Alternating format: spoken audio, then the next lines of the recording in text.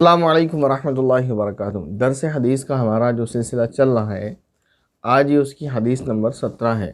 روایت ہے حضرت عبادہ بن صامت رضی اللہ تعالیٰ عنہ کی۔ پہلے روایت پڑھتے ہیں، پھر اس کا ترجمہ کرتے ہیں، پھر تھوڑی سی تشریح۔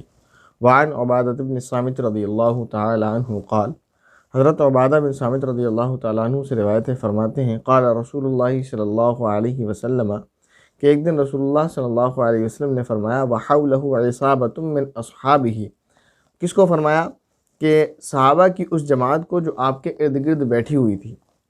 نبی کریم صلی اللہ علیہ وسلم نے اپنے صحابہ کی جماعت کو جو آپ کے ارد گرد بیٹھے ہوئے خطاب کرتے ہوئے یہ فرمایا بایعونی، مجھ سے بیعت کرو، علی، اس بات پر، ان لا تشرکوا باللہ شیئا، کہ اللہ تعالیٰ کے ساتھ کسی کو شریک نہ کرو گے، ولا تسرقوا، اور چوری نہ کرو گے، ولا تزنوا، اور زنا نہ کرو گے، ولا تقتلوا اولادکم، اور اپنے بچوں کو قتل نہ کرو گے، ولا تأتوا ببہتان تفترونہ بین ایدیکم وارجلکم، جان بوجھ کر کسی پر بہتان تراشی نہ کرو گے، ولا تعصوا فی معروف، اور شریعت کے مطابق تمہیں جو احکام دوں گا اس کی نافرمانی نہیں کرو گے، فمن وفا منکم فاجرہ علی اللہ، پس تم میں سے جو شخص اس عہد و اقرار کو پورا کرے گا اس کا اجر اللہ تعالیٰ کے ذمہ ہے، ومن اصاب من ذلك شيئا فعوقب به في الدنيا فهو كفارة له، اور جو شخص شرک کے علاوہ کی بات ہو رہی ہے، یہ قید ہے، اور جو شخص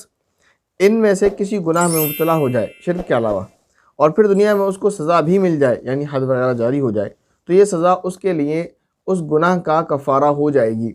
ومن اصاب من ذلك شيئا ثم ستره الله عليه فهو الى الله ان شاء عفا عنه وان شاء عاقبه فبايعناه على ذلك، اور جو شخص ان گناہوں میں مبتلا ہو گیا پھر اللہ تعالیٰ نے اس پر پردہ ڈالا، یعنی اس کو اس دنیا میں سزا نہ ملی، نہ اس پر حد جاری ہوئی، اور اس کے عیب اللہ تعالیٰ نے نہیں کھولے، پردہ ڈالے رکھا، فهو الى اللہ، تو پھر وہ اللہ تعالیٰ کی طرف ہے، اللہ تعالیٰ کی مرضی ہے، ان شاء عفا عنہ، اگر چاہے تو اس کو معاف کر دے، وان شاء عاقبہ، اگر چاہے تو اس کو سزا دے دے، فبايعناه على ذلك، صحابی فرماتے ہیں کہ ہم نے ان سب شرطوں پر آپ صلی اللہ علیہ وسلم سے بیعت کر لی۔ یہ جو حدیث ہے اس کے راوی ہیں حضرت عبادہ بن صامت رضی اللہ تعالیٰ عنہ۔ دوسری بات یہ کہ حضرت عبادہ رضی اللہ تعالیٰ عنہ کی کنیت ابو الولید انصاری ہے۔ یہ انہوں نے عقبہ اولا، عقبہ ثانیہ اور عقبہ ثالثہ تینوں بیعت میں یہ شریک رہے ہیں۔ اسی طرح بدر اور تمام دیگر غزوات میں بھی شریک ہوئے۔ حضرت عمر رضی اللہ تعالیٰ عنہ نے ان کو شام کا قاضی مقرر فرمایا، یہ حمص میں رہے، پھر فلسطین چلے گئے، اور رملہ یا بیت المقدس میں 34 ہجری میں انتقال فرما گئے۔ ان کی عمر جو تھی 72 سال تھی۔ یہاں ایک لفظ عصابہ کہ نبی کریم صلی اللہ علیہ وسلم نے اپنی جماعت کو خطاب کرتے ہوئے فرمایا، تو عصابہ کہتے کس کو ہیں؟ تو عصابہ کہتے ہیں 10 سے 40 کے افراد، 10 سے لے کے 40 لوگوں تک کی جماعت کو۔ بعض مرتبہ یہ اس سے زیادہ پر بھی استعمال ہوتا ہے، جیسے اصحاب بدر پر عصابہ کا اطلاق ہوا ہے جبکہ وہ 313 تھے۔ یہاں پر نبی کریم صلی اللہ علیہ وسلم نے فرمایا بایعونی، مجھ سے بیعت کرو۔ تو یہاں ایک چیز سمجھنے کی ہے، بعض لوگوں نے جو بیعت کے نام پر گندگی پھیلا رکھی، اس کو تو میں کئی دفعہ واضح کر چکا ہوں کہ ہاتھوں میں کنگن، گلے میں مالائیں، اور بدن پر ساڑی، اور پیروں میں لکڑی کی چپل پہننے والے سادھو تو ہو سکتے ہیں، وہ کیونکہ ان کے مذہب میں چلتا ہے، یا پھر ہمارے مذہب میں ڈھونگی ہو سکتے ہیں، اللہ کے ولی نہیں ہو سکتے کہ ان سے بیعت کی جائے، پیر نہیں ہو سکتے، بزرگ نہیں ہو سکتے۔ ہماری شریعت میں بزرگ وہ ہے جو سنت کا پابند ہو، جو گناہوں سے اپنے آپ کو بچاتا ہو، فرائض مکمل کرتا ہو، بے حیا نہ ہو، عورتوں میں نہ بیٹھتا ہو، وہ شخص متبع سنت ہے، اس کو ہم پیر یا بزرگ مان سکتے ہیں۔ اب ایک سوال دوسری گروہ کی طرف سے ہوتا ہے کہ وہ بیعت کا سرے سے انکار کرتے ہیں، کہتے ہیں بیعت کوئی چیز ہے نہیں، اور یہ ان لوگوں کے ڈھکوسلے اپنی طرف سے، وہ بزرگوں کو، ڈھونگیوں کو، سب کو ایک ہی کھاتے میں ڈال دیتے، تو ان کی غلط فہمی ہے۔ یہاں لفظ ہے بایعونی کہ مجھ سے بیعت کرو، اسی سے بیعت ثابت ہوتی ہے۔ اب یہ کہیں گے اگر کہ اس سے یہ بیعت کہاں ثابت ہو رہی ہے جو تم نے سلسلہ چلا رکھا ہے، تو ایک چیز سمجھے، بیعت کی کل 4 قسمیں الفاظ کے حساب سے۔ اگر یہاں اس وقت جس چیز کا جو نام ہے اسے آپ وہاں ڈھونڈیں گے تو پھر آپ کو کوئی بھی چیز نہیں ملے گی اس طریقے سے کہ آپ یہ کہیں کہ نام دکھا دیا جائے۔ کام دکھا سکتے ہیں ہم، نام نہیں دکھا سکتے، نام تو اب رکھ لیا گیا، کام ہم آپ کو دکھا سکتے ہیں۔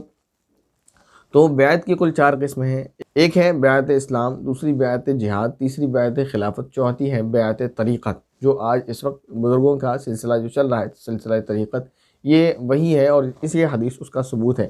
صحابہ اکرام رضوان اللہ علیہم اجمعین نے بیعت اسلام اس وقت کیا جب انہوں نے اسلام قبول کیا، پھر صلح حدیبیہ کے موقع پر عام بیعت جہاد کیا، پھر صدیق اکبر رضی اللہ تعالیٰ عنہ کے ہاتھ پر بیعت خلافت کی۔ یہاں جو بات چل رہی ہے اس کے بارے میں بھی بات کریں گے، لیکن یہ جان رکھیں کہ بیعت طریقت کہتے کسے ہیں؟ بیعت طریقت اس بیعت کو کہتے ہیں کہ کسی شیخ کامل کے ہاتھ میں اپنا ہاتھ دے کر گناہوں کے چھوڑنے پر اور نیکیوں کے التزام یعنی نیکیوں کے کرنے پر ان سے وعدہ کرنا، ان سے عہد کرنا اور یہ کہنا کہ میں آپ کی رہنمائی میں اپنے ظاہر اور باطن کو سنوارنے کی کوشش کروں گا، اپنے ظاہر اور باطن کو شریعت کے تابع بنانے کی کوشش کروں گا۔ اس کا نام ہے بیعت طریقت، اور اس حدیث میں اسی بیعت کا ثبوت ہے، بیعت طریقت کا۔ اس لیے کہ دیکھیں یہ جو میں نے ابھی بتایا کہ بیعت کی کل 4 قسمیں، ایک بیعت اسلام، تو یہ بیعت اسلام تو تھی نہیں، کیونکہ یہ جو حضرت عبادہ بن صامت رضی اللہ تعالیٰ عنہ فرما رہے ہیں کہ یہ بیعت کس سے کی جا رہی تھی؟ صحابہ سے، تو صحابہ مسلمانوں کو کہا جائے گا، یا پھر اگر یہ مسلمان نہ ہوتے تو یہ الفاظ نہ ہوتے کہ اپنے ارد گرد بیٹھے ہوئے صحابہ سے، پھر یہ اس میں کچھ اور الفاظ ہوتے۔ بہرحال وہ سارے مسلمان تھے جن سے اس وقت خطاب ہو رہا تھا، تو یہ بیعت اسلام نہیں تھی۔ بیعت جہاد نہیں تھی، اس لیے کہ اس پوری روایت میں کہیں بھی جہاد کا تو مضمون ہی نہیں پایا جاتا۔ تیسری بات یہ بیعت خلافت بھی نہیں تھی، اس لیے کہ بیعت خلافت تو سب سے پہلے نبی کریم صلی اللہ علیہ وسلم کے بعد خلیفہ اول حضرت ابو بکر صدیق رضی اللہ تعالیٰ عنہ کے ہاتھ پر ہوئی ہے، اور یہ دور چل رہا ہے نبی کریم صلی اللہ علیہ وسلم کا، جس وقت آپ صلی اللہ علیہ وسلم خود جو ہے لوگوں کو نصیحت اور وعظ اور لوگوں کا تزکیہ نفس فرما رہے ہیں۔ اس وقت جو بچتی ہے وہ بچتی ہے بیعت طریقت، اور یہ بیعت طریقت ہی تھی کہ نبی کریم صلی اللہ علیہ وسلم نے ان سے عہد لیا کہ گناہ نہیں کرو گے، چوری نہیں کرو گے، نافرمانی نہیں کرو گے، اپنی اولاد کو قتل نہیں کرو گے، وغیرہ وغیرہ۔ اب اس میں جو چند چیزیں ہیں کہ اس پر اللہ کے نبی صلی اللہ علیہ وسلم نے بیعت کی ہے، ان کو ایک ایک کر کے خلاصہ آپ کے سامنے بیان کرتا ہے۔ یہاں پر نبی کریم صلی اللہ علیہ وسلم نے ارشاد فرمایا بیعت کرو اس بات پر کہ اللہ کے ساتھ کسی کو شریک نہیں کرو گے، تو یہاں شرک سے مراد شرک اکبر نہیں بلکہ شرک اصغر یا ریاکاری ہے، یا پھر یہ بیعت تجدید ہے، یعنی آئندہ کے لیے شرک سے بچنے کا ان سے عہد دیا جا رہا، ان کو ہدایت کی جا رہی ہے، ورنہ مسلمان تو پہلے سے ہی توحید پرست ہوتا ہے، شرک کا شائبہ تو نہیں ہوتا۔ پھر اس کے بعد فرمایا وَلَا تَقْتُلُوا أَوْلَادَكُمْ کہ اپنی اولاد کو قتل نہ کرو گے، کیونکہ عرب میں اولاد کو قتل کرنے کا ایک بڑا رواج تھا، اس لیے خصوصیت سے اس کی بیعت لی گئی، ورنہ یہ کہہ دینا کافی تھا گناہوں سے بچو گے۔ یہ بیعت جو لی گئی ہے اولاد کو قتل کرنے کی خاص طور پر اسی لیے کہ وہاں ایک بڑا رواج تھا۔ عرب میں 2 قسم کے لوگ تھے مختلف، جو 2 وجہوں سے اپنی اولاد کو قتل کر دیتے تھے۔ ایک تو وہ تھے جو فی الحال مفلس اور فقیر تھے، یعنی پریزنٹ ٹائم میں وہ غریب تھے، اس زمانے کی بات کر رہا ہوں، پریزنٹ ٹائم میں وہ غریب تھے۔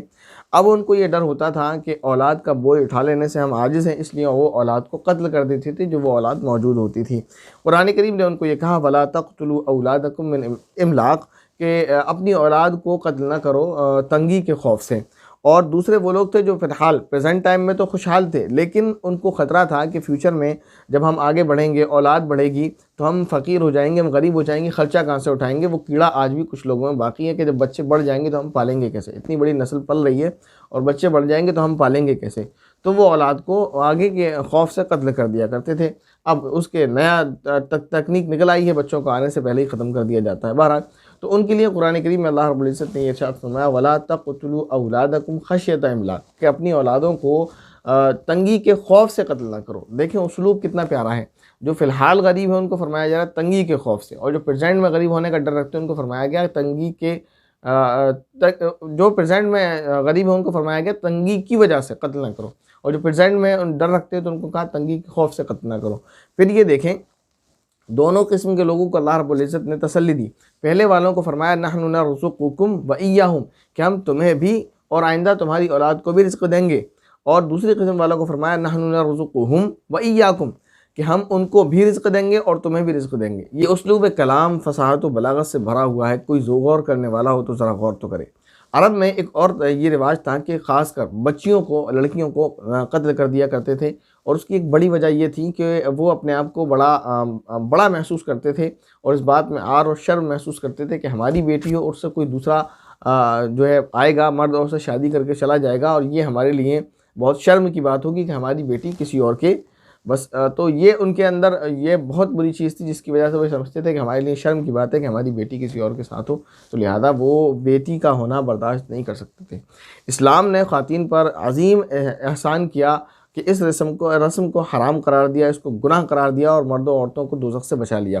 آج کل اسکول اور کالج میں اور بچیوں کو داخلہ کرا کے ان کے مستقبل کو دینی اور اخلاقی اعتبار سے تباہ کر دینا در حقیقت ان کو زندہ درگور کر دینا ہی ہے، کہ ذرا سے پیسوں کی خاطر ان کی دنیا اور آخرت کو تباہ کر دینا سمجھ نہیں آتا کہ بچہ پیدا ہوا، میں نے اس سے پہلے بھی کہا تھا، بچہ پیدا ہوا اور اس کو کام پر لگا دیا، یعنی پڑھنے پر لگا دیا. اب وہ 25 سال تک پڑھتا ہے، کس لیے؟ تاکہ وہ پیسہ کما سکے. 25 سال کے بعد پتہ چلتا ہے کہ ہاتھ میں کچھ بھی نہیں آتا. اب وہ پریڈیشن کرتے پھر رہے بیچارے روزگار کے نام پر، اور ان کو مارا جا رہا ہے. اور جو پہلے سے نئی جاب تو کیا ملے، جو پہلے سے جابس ملی ہوئی تھیں وہ بھی ان کی ختم ہوتی چلی جا رہی ہیں، اور اب دیکھ رہے ہیں ہم برابر کے لوگ جاب لیس ہوتے چلے جا رہے ہیں. تو آخرت تو ہم نے بگاڑ لی، ہماری دنیا بھی برباد ہو گئی. ہم نے اپنی دنیا اور آخرت کو دونوں کو تباہ کر لیا. کسی شاعر نے کیا خوب ہی کہا ہے، یوں قتل میں بچوں کے وہ بدنام نہ ہوتا، افسوس کہ فرعون کو کالج کی نہ سوجی. یعنی فرعون کو یہ ڈر تھا کہ ایک بچہ ہوگا جو میری سلطنت کو پلٹ دے گا اور ایک دین لے کر آئے گا. اگر اس کو اس کا، اور اس نے بچے ایک کے بعد ایک بچے قتل کرنا شروع کر دیے. تو شاعر یہ کہتا ہے کہ وہ بچوں کو اسکول میں ڈال دیتا تو دین بیزار تو وہ ویسے ہی ہو جاتے، اسکول بنا دیتا اور اسکول میں لگ جاتے، تو پھر وہ دین کی طرف توجہ تو ہوتی ہی نہیں، تو وہ اس کا دین کیا بگاڑتے. بہرحال وہ قتل نہ کرتا. وہ ایک شاعر کا شعر ہے، شاعر نے کہہ دیا. تو بچوں کو پڑھائیں، اس کا انکار نہیں ہے، لیکن کیا فرق رہ جاتا ہے ان لوگوں میں جو اپنے بچوں کو بچپن سے، نرسری سے پڑھاتے اس لیے ہیں کہ جب یہ پڑھ جائے گا تو روزگار دے گا، پیسہ کمائے گا، اور ان لوگوں میں جو اپنے بچوں کو ذرا چلنے لائق ہو جاتا ہے، ڈائریکٹ کام پر لگا دیتے ہیں کہ وہ پیسہ لا کر دیتا ہے. ان دونوں میں مجھے کوئی فرق نظر نہیں آتا. ہاں میں یہ مانتا ہوں کہ اسکول سے، کالج سے پڑھ کر لوگوں نے ترقی کی ہے، ملک کو، دنیا کو فائدہ پہنچایا ہے، اس کا کوئی انکار نہیں ہے. تو لیکن ایسے لوگ ہونا چاہیے. کتنے ہیں؟ 0.1% بھی میں نہیں دیکھتا. ایک بھیڑ سی لگی ہوئی ہے کالج اور اسکول کے نام پر، پیسہ کمانے کی دکانیں جو کھول رہی ہیں ان کی بھیڑ لگی ہوئی ہے. ان میں سے ایسے ہزاروں اسکولز ہیں، کالجز ہیں جس میں سے آج تک کوئی بچہ کامیاب نہیں نکلا. بلکہ میں ایسے بہت سارے بچے دکھا سکتا ہوں، اور اس کا مجھے دکھ ہوتا ہے، رونا آتا ہے. ماں باپ کو بھی سمجھاتا ہوں کہ اپنے بچوں کو ہرگز ایسے اسکول میں نہ بھیجیں کہ بچہ اسکول میں انٹر پڑھ کر، ہائی اسکول پڑھ کر، گریجویٹ کر اس کے بعد کوئی ٹھیلا چلا رہا ہے، کوئی پکوڑے بیچ رہا ہے، کوئی چائے بیچ رہا ہے، کوئی کچھ کر رہا ہے، کوئی کچھ کر رہا ہے. تو کیا ضرورت تھی اس کے 15 سال 20 سال اس کی جوانی اور بچپن برباد کر دینے کی؟ اس سے بہتر تو یہ ہوتا کہ اس کو گھر میں بٹھاتے، اس کو کھیلنے کودنے دیتے، پلنے بڑھنے دیتے، اسے وہ آرام سے کھیلتا کودتا پلتا اور دینی تعلیم اس کو دلا دی ہوتی. اگر اس کو مزدوری ہی کرنا تھی 15-20 سال اسکول میں پیسے برباد کرنے کے بعد، باپ نے جو خون پسینے کی کمائی برباد کی ہے کہ 2 سے 3 ہزار روپے ایڈمیشن فیس، پھر اس کے بعد کورس کے نام پر ایک الگ ڈانکا کہ اتنی سی کتاب 200 روپے کی، اور کاپی کے نام پر اسکول کا الگ ڈانکا کہ کاپی بھی اسکول سے ہی لینی ہے، بیگ کے نام پر الگ ڈانکا کہ بیگ بھی اسکول سے ہی لینا ہے. جو مارکیٹ میں آپ اچھے سے اچھا سوٹ سلوا سکتے ہیں، بہترین سے بہترین سوٹ آپ 1000 روپے کا، 1,500 روپے کا، مڈل کلاس لوگوں کی مطلب زندگی کے بارے میں، لیکن اسکول سے آپ کو وہی گھٹیا درجے کی ڈریس جس کے ڈورے نکل رہے ہوں گے، کپڑا پھٹ رہا ہوگا، چند دن کے بعد وہی ڈریس آپ کو 2,000-2,500 میں لینی ہے کیونکہ وہ اسکول ڈریس ہے. پھر اس کے اوپر الگ سے ڈاکا کہ اسکول میں سنڈے کی ڈریس الگ ہے، سیٹرڈے کی ڈریس الگ ہے، فرائیڈے کی الگ ہے، منڈے کی الگ ہے، اور پھر اس میں الگ ڈاکا کہ ہر کلاس کی ڈریس الگ ہے. پھر اس میں ایک الگ ڈاکا کہ ایک کلاس کے اندر الگ الگ سیشن کی ڈریس الگ الگ ہے. یعنی کل ملا کے بچوں کو ایک جانوروں کی طرح ٹریٹ کیا جا رہا ہے، اور ان کے ماں باپ کو ایک بس گاہک اور کسٹمر سمجھا جا رہا ہے، ورنہ اسکول اور کالج کو بچوں سے کوئی ہمدردی نہیں ہے. کیا سکھا دیا ان کالجز نے؟ کتنے % لوگ نکلے ہیں کامیاب ہو کر؟ یہ ہونا چاہیے تھا، ایسے کالج اور اسکولز ہونا چاہیے. اور یہ ذمہ داری گورنمنٹ کی ہے یا پھر ہماری اپنی ذمہ داری ہے کہ ہم ایسے اسکولز کالج بناتے جہاں بچوں کو برباد نہ کیا جاتا، پڑھایا جاتا. بچوں کو آج لوٹا جا رہا ہے. وہ کسی نے کہا ہے نا، کسی نے پوچھا اسکول کسے کہتے ہیں، اسکول کی ڈیفینیشن کیا ہے؟ وہ ویڈیو ہے، کافی وائرل ہوا ہوگا، فنی ویڈیو کسی نے بنایا. تو اس نے کہا کہ اسکول اسے کہتے ہیں جہاں ہمیں کوٹا جاتا ہے اور ہمارے ماں باپ کو لوٹا جاتا ہے. تو یہی ہو رہا ہے آج کل. اگر اسکول کالج واقعی یہ کام کرتے جس کام کا وہ رونا روتے ہیں کہ ہم ملک میں ترقی کے لیے اور فلاں کے لیے کرتے ہیں، اگر یہ کام کرتے تو یقیناً ملک سے کامیاب بچے نکلتے اور کامیاب ہوتے. لیکن میں پھر کہہ رہا ہوں، ہزاروں کی تعداد میں ایسے اسکول ہیں جو صرف کارخانے ہیں، کمائی کے اڈے ہیں، اس کے سوا کچھ بھی نہیں ہے. بہرحال تو اللہ تعالیٰ نے نبی کریم صلی اللہ علیہ وسلم نے دوسری نصیحت یہ کی، وَلَا تَأْتُوا بِبُهْتَانٍ تَفْتَرُونَهُ، کہ جان بوجھ کر کسی پر بہتان تراشی نہ کرو گے. انجانے میں ہو جائے وہ بھی گناہ ہے، کیونکہ آپ کیوں اس کام میں کر رہے ہیں. وہ پھر وہی بات آ جاتی ہے کہ انجانے میں آپ نے وہ بات کیوں کہہ دی، اس کی آپ کو تحقیق نہیں تھی. یہ قرآن کریم میں ایک نصیحت ہے، جب بھی آپ کوئی بات کسی سے نقل کرو یا کوئی بات آپ سنو تو آپ کے اوپر تحقیق لازم ہے، تو کسی کے اوپر بہتان نہیں لگانا ہے. لیکن آج ہمارا معاشرہ، خاص طور پر معذرت کے ساتھ ہمارے بہنوں میں یہ برائی پھیلی ہوئی ہے کہ جب وہ بیٹھ جاتی ہیں تو ساس، نند، دیورانی، بھابھی اور XYZ، یہ بہت غلط طریقہ ہے. آپ اپنی زندگی گزاریں، آپ کی نند کیا کر رہی ہے جائے بھاڑ میں، آپ کی ساس نے کیا کیا وہ بھی جائے بھاڑ میں. آپ اگر اچھی ہیں تو سب بھاڑ میں جائیں. آپ جو کام کر رہی ہیں آپ پازیٹیو وے میں کام کریں نا. آپ کی ساس کیا کر رہی ہے، اسی کی خبروں میں لگی رہتی ہیں کہ فلاں کی بیٹی کا جو ہے اگر مطلب شادی ہوئی ہے، اس کا کوئی چکر رہا ہوگا اس لیے ان کی شادی ایسے کر دی، ان کی لو میرج ہوئی ہے۔ آپ کو کیا کرنا ہے؟ کسی کی لو میرج ہو، کسی کا ارینج میرج ہو، کوئی بھاگ کر چلا گیا، آپ اپنا کام کرو۔ آپ کی نسل میں بھی آنے والی آپ کی بیٹیاں ہیں۔ آج وہ لوگ اور دیکھا ہے جو دوسروں کی عورتوں کی، دوسروں کے گھروں کی عزتیں اچھالتے ہیں، ان کی اپنی عزتیں بچ نہیں پاتی ہیں۔ بہرحال پھر اللہ تعالیٰ نے، نبی کریم صلی اللہ علیہ وسلم نے ارشاد فرمایا کہ جو دین میں لے کر آؤں، جو باتیں میں تم کو سکھاؤں، اس کی نافرمانی نہیں کرو گے۔ تو فرمایا کہ اگر یہ جو کام بھی یہ شخص کر جائے تو پھر اللہ تعالیٰ اس کو اجر عطا فرمائیں گے، اور جو شخص اس کام کو کرنے میں کوتاہی کر جائے، شرک کے علاوہ، شرک کی تو معافی ہے نہیں، مطلب اس طرح سے کہ مر جائے اور معافی ہو جائے، توبہ کر لے بات الگ ہے، شرک کی تو معافی ہے نہیں۔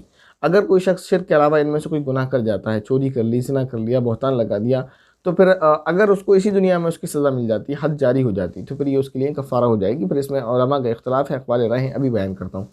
تو دوسری بات یہ، اگر کسی نے کو یہاں حد جاری ہو گئی تو پھر وہ اس کے لیے کفارہ ہو جائے گا۔ اس میں علماء کا اختلاف ہوگا یا نہیں ہوگا، اسی حدیث کو لے کر، اور دوسرا قرآن کریم کی آیات کو لے کر۔ تیسری بات یہ کہ ایک یہ فرمایا نبی کریم صلی اللہ علیہ وسلم نے، جس نے اس میں کوتاہی کی، گناہ کر بیٹھا، اور اس کو یہاں اللہ تعالیٰ نے پردہ ڈالا۔ اس سے بھی یہ سمجھ آتا ہے کہ جب اللہ تعالیٰ کسی کے عیب پر پردہ ڈالے تو اسے خود بھی اپنے عیبوں کو نہیں کھولنا چاہیے، اس لیے کہ جس پہ فرمایا کہ جس کے عیب پر اللہ تعالیٰ نے پردہ ڈالا تو پھر اللہ تعالیٰ کی مرضی ہے کہ اللہ تعالیٰ اس کو آخرت میں معاف کر دے یا سزا دے دے، اور جس کے عیب پر اللہ تعالیٰ نے پردہ ڈالا اس نے خود اپنے عیبوں کو کھول دیا تو اس کے عیب معاف نہیں ہوں گے۔ یہ بہت بڑی کمی ہے ہمارے معاشرے میں کہ رات کو برے کام کر کے آتے ہیں، کسی کو نہیں معلوم تھا، تنہائی میں کیا تھا، صبح اٹھ کر اپنے دوستوں میں بیٹھ کر، اپنی فرینڈ سرکل میں بیٹھ کر باتیں ہونے لگتی ہیں کہ یہ ہوا وہ ہوا اور ہم نے یوں کیا، اور اپنے عیب پر، اپنے گناہ پر 40 گواہ بنا لیے ایک کے بعد ایک۔ یہ گناہ معاف نہیں ہوگا، بڑا مشکل پڑ جائے گا۔ تو یہ ہو گئی بات، اگر کوئی شخص گناہ کر لیتا ہے اور اللہ تعالیٰ اس کو پردہ ڈال دیتا ہے تو آخرت میں اللہ معاف کرے، اللہ کی مرضی، نہ کرے اللہ کی مرضی، سزا دے اللہ کی مرضی۔ لیکن اس دنیا میں اگر کسی کو سزا مل جاتی، حد جاری ہو جاتی، تو کیا آخرت میں اس کو سزا ملے گی یا نہیں؟ اس میں اختلاف ہے۔ امام مالک رحمۃ اللہ علیہ، امام احمد بن حنبل رحمۃ اللہ علیہ، امام شافعی رحمۃ اللہ علیہ، یہ تینوں ائمہ یہ فرماتے ہیں کہ اگر کسی پر حد جاری ہوگی تو وہ اس سے گناہ معاف ہو جائے گا، اور اللہ تعالیٰ اس کو آخرت میں سزا نہیں دیں گے۔ یعنی کسی نے کوئی گناہ کیا، چوری کی مثلا، اور حد کے طور پر اس کے ہاتھ کاٹ دیے گئے، تو چوری کا جو گناہ تھا اس کے نام اعمال سے ختم کر دیا گیا، اب آخرت میں اس کو سزا نہیں ملے گی۔ لیکن کیونکہ، اور ان کے دلائل کیا ہیں؟ ان کے دلائل یہ حدیث اور اس طرح کی احادیث ہیں۔ لیکن امام اعظم ابو حنیفہ رحمۃ اللہ علیہ اور احناف کا مسلک یہ ہے کہ اس دنیا میں جو سزا ملتی ہے وہ دنیا کی مینجمنٹ کے لیے ہیں، تاکہ کوئی ایسا گناہ دوبارہ نہ کرے۔ لوگ جب دیکھیں کہ چوری کرنے پر ہاتھ کاٹے جاتے ہیں تو کوئی چوری کرنے کی ہمت نہ کرے۔ لوگ جب دیکھیں کہ گلا کاٹنے پر گلا کاٹا جاتا ہے تو وہ دن دھاڑے ایسی گلا کاٹنے کی غلطی نہ کریں، ایسے سانڈوں کی طرح نہ پھرتے پھریں کہ اس کو کاٹ دیا، اس کو مار دیا، اس کو گولی مار دی، ایسا نہ کریں۔ یہ مینجمنٹ کے لیے ہے کہ اگر کوئی گلا کاٹے گا تو اس کا گلا کاٹا جائے گا، اگر چوری کرے گا تو ہاتھ کاٹا جائے گا، اگر کوئی آنکھ پھوڑے گا تو اس کی آنکھ پھوڑی جائے گی، اگر کسی کا کان کاٹے گا تو اس کا کان کاٹا جائے گا، اگر کسی کا دانت توڑے گا تو اس کا دانت توڑا جائے گا۔